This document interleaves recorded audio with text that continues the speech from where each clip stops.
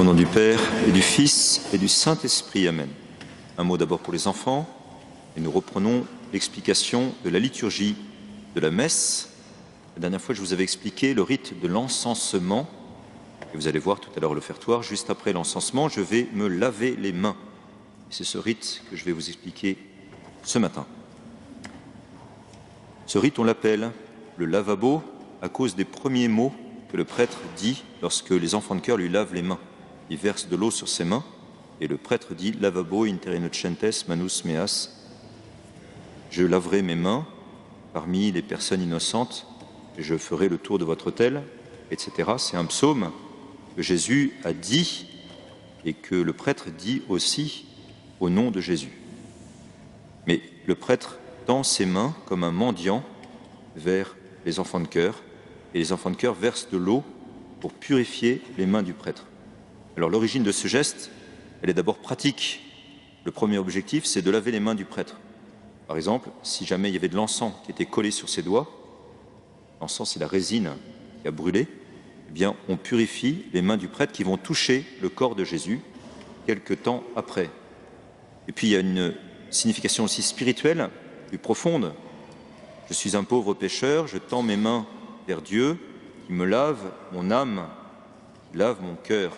Seigneur, lavez-moi de mes fautes, purifiez-moi de mon péché. C'est ce que dit le psaume 50.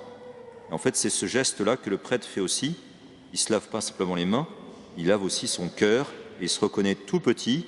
Il a dit quelques instants avant, vous vous en souvenez, « In spiritu humilitatis et in animo contrito », avec un esprit humilié, tout humble et le cœur contrit. C'est la même chose, quand il tend ses mains vers l'enfant de chœur, en fait, il a ça dans son cœur, avec un esprit d'humilité et un cœur contrit. Il s'approche du Seigneur et il demande sa miséricorde, comme un pauvre. Donc quand vous allez vivre ce geste-là tout à l'heure, vous allez vous mettre spirituellement dans ces dispositions. Il y a aussi une raison tout à fait technique aussi. Je vous ai dit laver les mains après l'encensement. En fait, pendant des siècles, vous imaginez une messe pontificale, donc l'évêque qui va s'asseoir au pied de l'autel, à ce moment-là, en fait, au moment de l'offertoire, et à la place de la quête, eh bien, les personnes apportent des choses, des dons pour l'évêque, pour le clergé, pour les pauvres aussi. Et donc l'évêque reçoit, le diacre prend des mains le petit cochon que des paysans viennent offrir à l'évêque, un petit cochon. Alors ce petit cochon, il est sale, forcément. Donc le diacre le prend dans ses mains et puis le passe à l'évêque, le reçoit. Il a les mains sales, il le passe à un autre diacre qui va le mettre un peu plus loin. Et c'était comme ça. Et puis après, on apporte du raisin. C'est le vigneron qui apporte du raisin. Alors peut-être le raisin, c'est moins sale. Enfin, s'il y a un raisin un peu pourri, l'évêque, il a les mains sales. Et donc à la fin, il faut se laver les mains, bien sûr, pour toucher le corps du Christ. Et c'est une raison tout à fait pratique. Et à la place de toutes ces offrandes, de petits cochons, de vin, de raisin, eh bien, on fait la quête. Et la quête, elle est pour le clergé, pour la subsistance du clergé, pour l'Église, l'entretien de l'Église, mais aussi pour les pauvres. Donc il faut qu'il y ait toujours une partie de la quête qui serve aux pauvres, comme dans les premiers temps de l'histoire de l'Église. Mais vous voyez bien qu'il est nécessaire de se laver les mains, surtout quand on a touché un petit cochon, et aussi du vin, ou, non pas du vin, du raisin. Voilà, maintenant pour les plus grands. L'année liturgique 2023-2024 est tout à fait singulière, vous l'avez remarqué, puisqu'elle ne comporte ni 4e dimanche de l'Avent, ni 4e semaine de l'Avent. Le 4e dimanche, aujourd'hui, tombe un 24 décembre, et donc nous fêtons la vigile de Noël.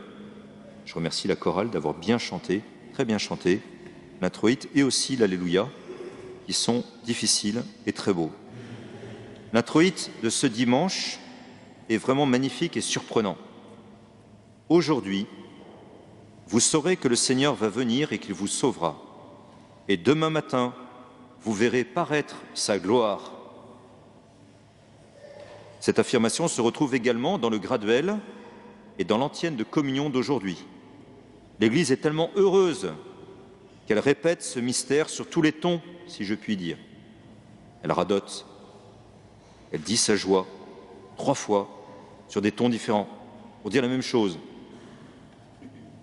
Certes, aujourd'hui, ce soir, les anges annonceront aux bergers la naissance du Sauveur. Mais demain matin, nous ne verrons pas vraiment paraître sa gloire, du moins humainement parlant. Trouvez-vous glorieux de naître dans une bergerie et d'être déposé dans une mangeoire? C'est tout sauf glorieux. En revanche, d'un point de vue spirituel et divin, c'est effectivement glorieux. Dieu le Père a tant aimé le monde qu'il a donné son Fils unique. Ça, c'est glorieux. Eh bien, chers frères et sœurs, il nous faut être réalistes. Aujourd'hui, en France, nous assistons à un recul de la foi chrétienne. Dans les magasins, dans les rues, on vous souhaite de belles fêtes de fin d'année. Ce sont les périphrases sécularisées pour éviter de souhaiter un joyeux et saint Noël, c'est-à-dire une joyeuse fête de la nativité du Seigneur Jésus. Laïcité à la française oblige, il faut taire le mot Noël, que c'est dommage. Il ne faut pas se plaindre ensuite de l'état dépressif de nos contemporains. Est-ce que les cadeaux de fin d'année vont assouvir la soif de leur cœur et de leur âme? Bien sûr que non. Nos contemporains ont besoin de connaître qui est Jésus et la raison d'être de sa venue dans notre chair. Hier, après la grande permanence de confession de l'après-midi, il y avait 3 jeunes filles qui faisaient le tour de l'église. Je suis sorti du confessionnal, c'était fini pour moi. Et puis je vais les voir, et puis on parle un petit peu. Et je leur demande si elles sont de Lyon. En fait, elles étaient de Montpellier, et elles passaient quelques jours à Lyon. J'aurais dit, qu'est-ce qu'on fête en ce moment? Noël. Alors, qui est Jésus? C'est le fils de Marie. Très bien. Est-ce que vous pouvez dire plus? Silence radio. Parmi les 3, il y en avait une baptisée. C'est celle qui a dit Jésus était fils de Marie. Elle ne pouvait rien dire de plus. Et 2 autres qui n'étaient pas baptisées. 3 Françaises d'aujourd'hui, de 20 ans. Alors qui va leur dire qui est Jésus? Eh bien vous et moi. C'est ce que saint Paul dit aux Romains dans l'épître d'aujourd'hui, vous l'avez entendu. Il proclame avec une immense joie qu'il a été choisi, lui, Saul de Tarse, par Dieu, pour être apôtre, c'est-à-dire envoyé.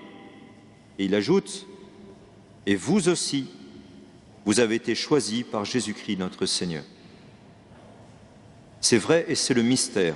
Tout catéchumène, tout baptisé a été choisi mystérieusement par Jésus pour être envoyé aux nations païennes et les amener à l'obéissance de la foi, comme dit saint Paul. Mais pour obéir librement à Dieu qui parle et qui se révèle, il faut avoir entendu parler de Dieu. La plupart de nos contemporains ignorent l'identité de Jésus, comme ces 3 jeunes filles vues hier. Pour eux, Jésus est un homme. Il n'est pas Dieu. Pour certains, c'est un être mythique, voire mythologique. Pour d'autres, c'est un homme qui a fait du bien et qui parlait bien, une sorte de philosophe qui peut encore inspirer un art de vivre valable pour aujourd'hui. Mais pour la plupart, Jésus n'est pas Dieu. Ils ne savent pas que Jésus signifie Dieu sauve, Yeshua, Dieu sauve. Ainsi, pour ces pauvres personnes, Noël n'est pas Noël. Noël n'ouvre aucune perspective de salut éternel, aucune espérance, aucune joie spirituelle.